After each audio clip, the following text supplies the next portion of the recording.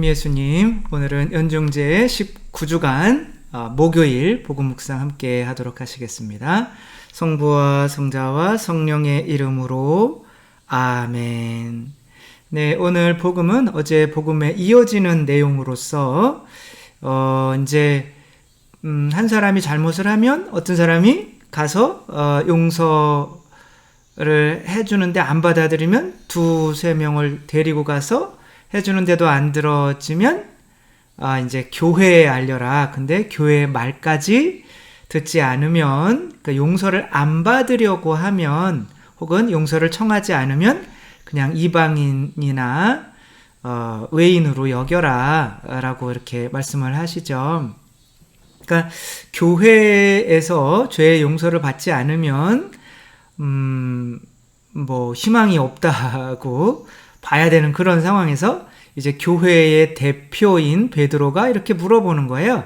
근데 만약에 어떤 사람이 우리 교회에 와서 이제 교회 하늘나라의 열쇠, 죄의 용서의 권한을 가지고 있는 베드로인 거죠.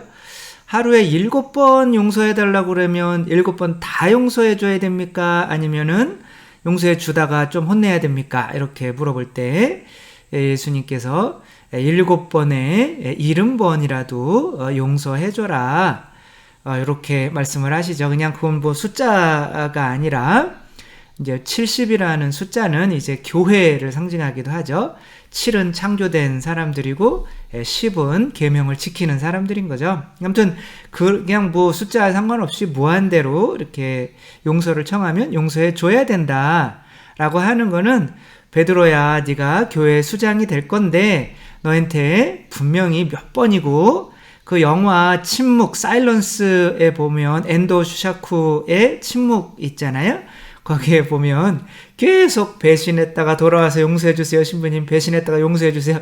계속 죽을 때까지 그러는 사람이 등장을 해요. 그러면서 이 사람이 야, 예수님께서 이렇게 나를 수천 번씩이나 이렇게 용서해 주시는 것이 정말 어마어마한 사랑이셨구나, 이런 걸 느끼는 장면이 나오는데, 여기서도 마찬가지인 거죠. 교회에 너희들이 죄를 용서하는 권한을 가졌지만 너희들조차도 내가 죄 용서해주지 않았으면 다 지옥이었다는 것만 알아라 라고 하면서 이런 비유를 말씀을 해주시는 거죠. 한 사람이 1만 탈렌트를 이제 빚진 사람이에요. 1만 탈렌트는 뭐 한 5조 정도라고 생각하면 돼요. 우리가 가늠을 할 수 없는 숫자죠. 그리고 이것을 누군가가 빚질 수 있는 숫자도 아니고 누군가에게 꿔줄 수 있는 사실 숫자도 아니죠. 그러니까 이것은 우리가 하느님께 지은 죄를 용서받기에 불가능한 죄라고 생각하시면 되는 거죠.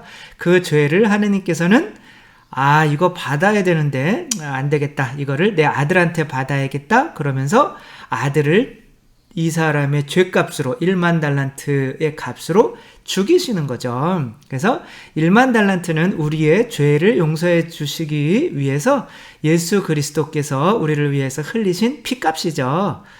우리가 예수 그리스도의 피값이 아니면 우리 죄가 용서받을 수가 없었고 우리는 지옥행이었던 거죠. 그래서 요즘에 지옥에 대한 교리가 없어지다 보니까 그 지옥에 당연히 갔어야 되는 거를 예수 그리스도의 피값으로 용서받는 이 은혜의 기쁨에 대해서 우리가 많이 느끼지 못하고 있어요.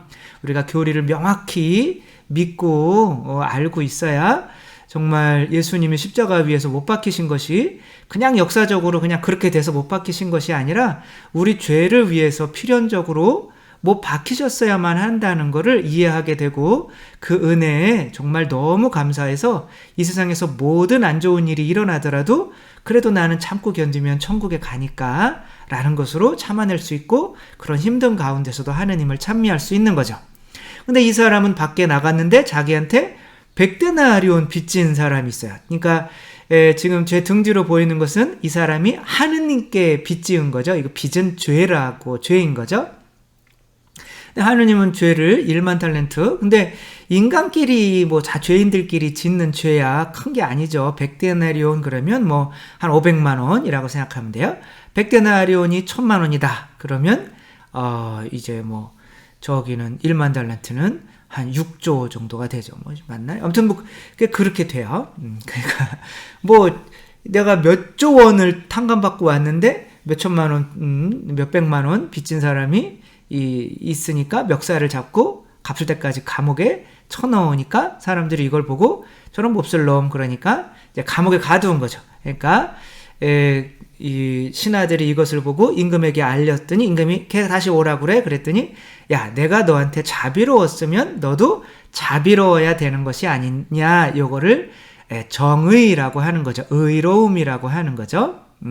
받았으면 당연히 자기도 베풀어야 되는 게 정의인 거죠. 그 정의를 실행하지 않으면 인간이 아닌 거죠. 그렇죠? 개도 이제 인간들이 주는 음식을 먹고서는 개도 인간들에게 잘하잖아요. 심지어 그냥 좀 약간 고양이는 버릇이 없잖아요. 막 주인도 막 핥히고 막 그러잖아요. 그럼 고양이조차도 제가 어렸을 때 집에다가 이제 밥을 주면 밖에 나가서 쥐를 잡아서 지 앞에다가 이렇게 쥐, 뱀 이렇게 갖다 놔요. 자기가 잡았다고, 일했다고. 자기가 먹은 만큼 밥값은 했다고 이렇게 표현을 해주거든요. 근데 하물며 인간이 정의롭지 못하다면 하늘나라에서 살 수 있는 자격을 잃게 되는 거죠. 그래서 얘를 갚을 때까지 감옥에 가둬라 라고 하는 거는 이제 지옥에 보내라. 그 값은 그거는 못 갚습니다. 인간의 힘으로는. 인간이 죄값을 할 수 있었다면 예수님께서 우리를 위해서 죄값을 치러주시기 위해서 세상에 오실 필요가 없으셨던 거죠. 그러니까 이제 이런 은혜를 많이 생각하다 보면 어떻겠어요? 나에게 내가 죄진 저 인간 나한테 왜 이렇게 자꾸 그래, 정말 내가 돈 꿔준 거 안 갚고 다른 사람 뒤에서 내 험담하고 다니고 너무 열받네. 그래도 어떻게 용서해야지, 용서 한번 해보려고 노력해야지, 이런 자세를 넘어서는 게 좋겠다는 거죠. 이것은 너희들도 정말 이 어제 강론에서 누구죠? 조자룡인가요? 그 사람이 유비한테 이렇게 유비의 아들을 구해왔는데 유비가 그 아들을 집어던지면서 이놈이 쓸모없는 놈 때문에 내 장군 하나가 죽을 뻔했네. 그러니까 조자룡이 당신을 위해서 진짜 목숨이라도 바치겠습니다 라고 하면서 이 정말 싸울 기회만 노리는 거죠. 은혜 갚을 기회만, 공을 세울 기회만 노리는 거죠.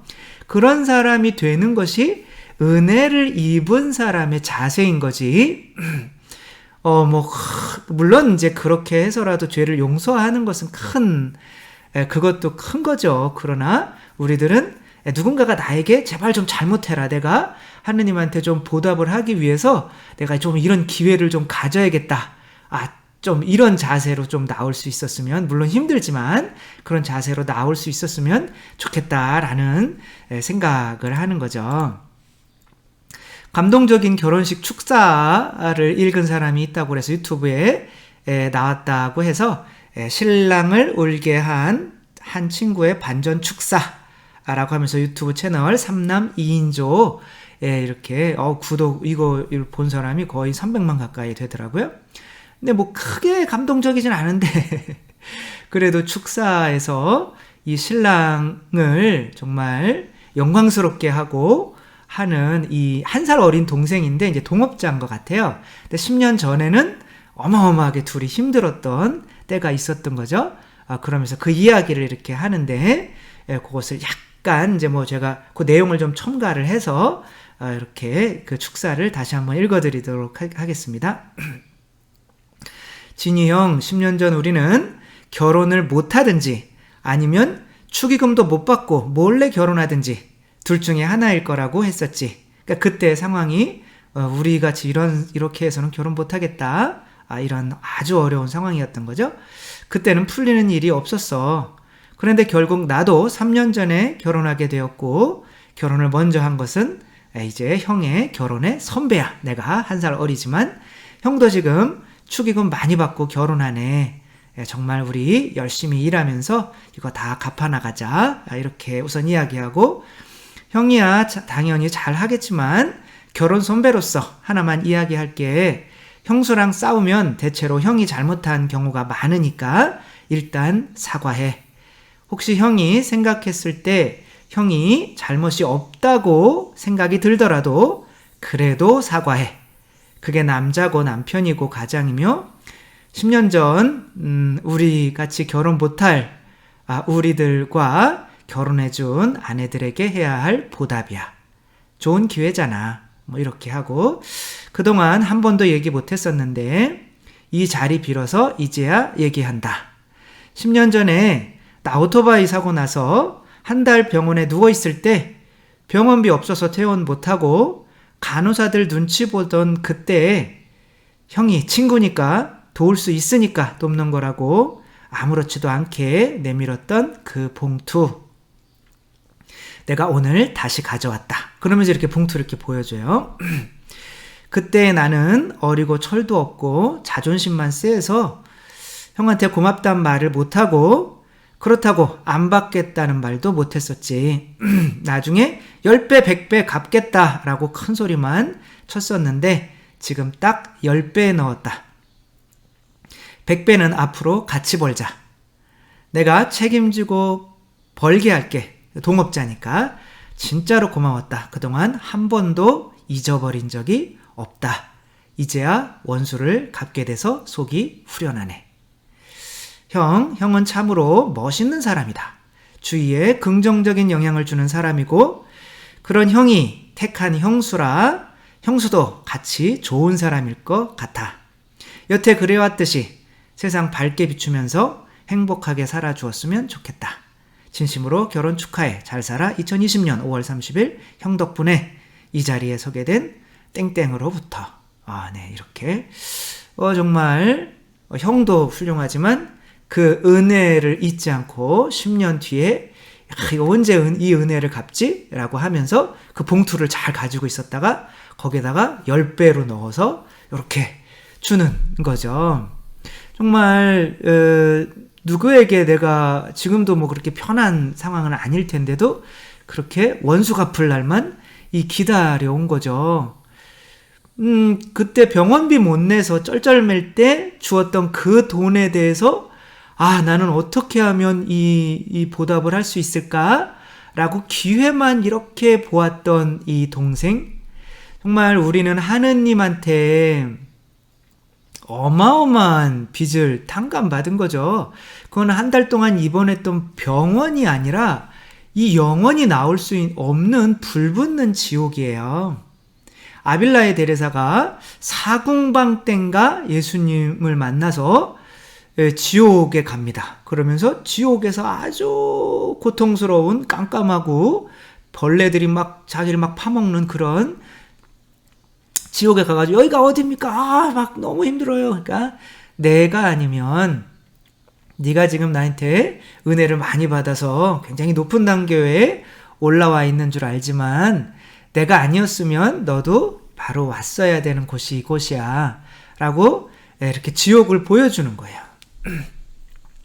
영성이 올라가면 올라갈수록 하느님께 더 감사하게 되는 이유는 올라가면 올라갈수록 이 지옥, 내가 갔어야 되는 이 지옥을 절실하게 느끼며 여기에 들어가지 않도록 우리를 위해서 피를 흘려주신 그분의 은혜에 대해서 너무 감사하게 되는 거죠. 그래서 제발 좀 고행이라도 다른 사람을 용서할 수 있는 기회가 없다면 고행이라도 좀 했으면 좋겠다라고 하면서 정말 하느님의 이 은혜를 어떻게 보답할까? 라고 그 생각만 하면서 살게 되는 거죠. 그런데 우리가 과연 그렇게 하느님께 보답할 수 있는 가장 좋은 길은 정말 나에게 하느님이 내 죄를 용서해 준 거니까 나도 그분에게 보답하기 위해서 내가 너희를 사랑한 것처럼 너희도 서로 사랑해라 라고 한 그 은혜, 그 말씀을 따라서 제발 나한테 좀 누가 잘못해 줬으면 좋겠다. 그래야 내가 그 은혜에 조금이라도 보답하지. 물론 완전히 보답할 수는 없지만 그렇게 나에게 제발 좀 죄 좀 져라.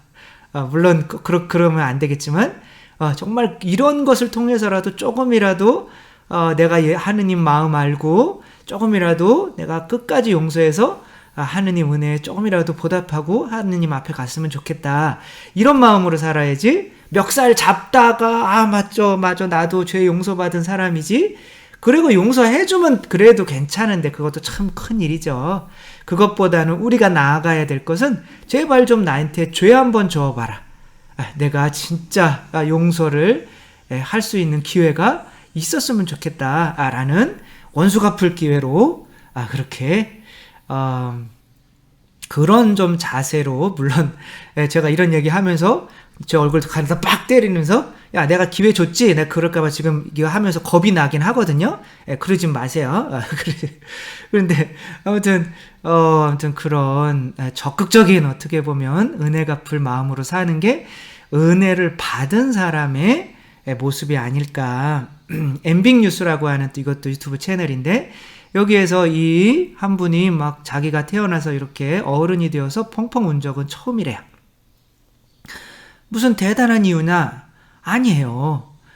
이게 이제 그 고양 시민 축구단이 있는 거예요. 그 축구단이 이제 뭐 높은 수준의 어떤 그런 것은 프로 축구단은 아마 아닌 것 같아요. 그래서 이제 평창에 멀리 와서 이제 같은 레벨의 리그를 하는 거죠. 근데 거기에 이제 이 사람들이 뭐 유명하지도 않고, 그리고 그 유명하지도 않은데 할 때마다 져요. 7연패를 하고 있는데, 이 고양시에 사는 한 사람으로서 정말 막 4시간 동안 차 운전하고 와서 이 사람들 위해서 이 플랜카드 이렇게 걸고 막 고양 막 이거 치면서 혼자 막 응원을 하는 거예요. 그러니까 이 사람들이 막 더 힘을 내는 거죠. 이 사람을 위해서. 그리고 이제 처음에 한 골을 넣었어요. 이런 기적은 없었던 거죠. 근데 끝나기 전에 한 골 먹혔어요. 근데 이렇게 온 사람을 그냥 돌려보내기가 좀 그렇잖아요. 그래서 마지막에 한 10분 동안 또 열심히 뛰어가지고 페널티킥을 얻어냈어요. 그리고 페널티킥을 넣고 이제 막 한 사람이 막 달려와서 그 페널티킥을 넣은 이 사람이 여기 보이죠? 90도로 여기 위에 있는 이 사람에게 90도로 인사하는 거예요. 그러니까 너무 감격해서 이 사람이 막 눈물을 흘리는 거죠. 네, 이렇게 정말 4시간 동안 와서 자기들을 위해서 응원해주는 이 한 사람을 위해서 이 사람들은 정말 골을 넣어서 제발 이 사람한테 가서 내가 인사라도 한번 하면서 이 사람 은혜에 보답해야겠다. 이렇게 살아가고 있는데, 우리들은 그 지옥불에 가지 않게 해주신 하느님께 과연 어떠한 자세로 살고 있는가. 그런 자세가 아니라면 하느님의 은혜도 믿지 않는 것이기 때문에 정말 죄의 용서를 받지 않았을 수도 있는 거죠. 그런 은혜를 입은 사람만이 용서를 할 수 있고, 룻기에 보면 이 은혜를 입은 자가 되라, 이런 말이 나와요. 은혜를 입은 자. 우리는 과연 은혜를 입은 자입니까? 그러면 은혜를 보답하기 위해서 어떻게 하면 내가 사람들 죄를 조금이라도 더 용서하지? 그걸 통해서, 그게 하느님이 제일 기뻐하시는 거잖아요. 그 기회만 이제 노리고 사는 사람이 돼야지. 아직도 막 고해성사 보다 보면은 막 맨날 그놈의 시어머니는 왜 이렇게 맨날 미워해요? 그러면서 그 시어머니가 그러면 연세가 어떻게 돼요? 조금 있으면 이제 돌아가실 거 아니에요? 그러니까 돌아가신 지 3년이 됐다는 거예요. 3년이 되고 10년이 돼도 계속 미워하고 싶은 거예요, 자기는. 그게 뭐냐고요. 용서가 도저히 안 돼요. 그것은 내가 하느님으로부터 1만 탈렌트를 탕감받았다는 것을 믿지 않아서 그래요. 그쵸? 우리들 얼마나 큰 은혜를 받았는지 안다면 이제는 죄를 용서하는 것을 억지로 하는 것이 아니라 정말 하느님께 은혜에 보답할 수 있는 절호의 기회로 삼고, 제발 누가 좀 나한테 잘못하는 사람이 있었으면 좋겠는데 어떻게 보면 이러한 마음으로 살아갈 수가 있었으면 좋겠다는 말씀을 드리지만, 저도 그렇게 못하고 있지만 함께 그러한 길로 나아갈 수 있었으면 좋겠습니다. 주님께서 여러분과 함께 전능하신 천주 성부와 성자와 성령께서는 여기 모인 모든 이에게 축복을 내리시어 길이 머물게 하소서. 주님과 함께 가서 복음을 전합시다. 하느님 감사합니다. 성부와 성자와 성령의 이름으로 아멘. 네, 감사합니다. 사랑합니다.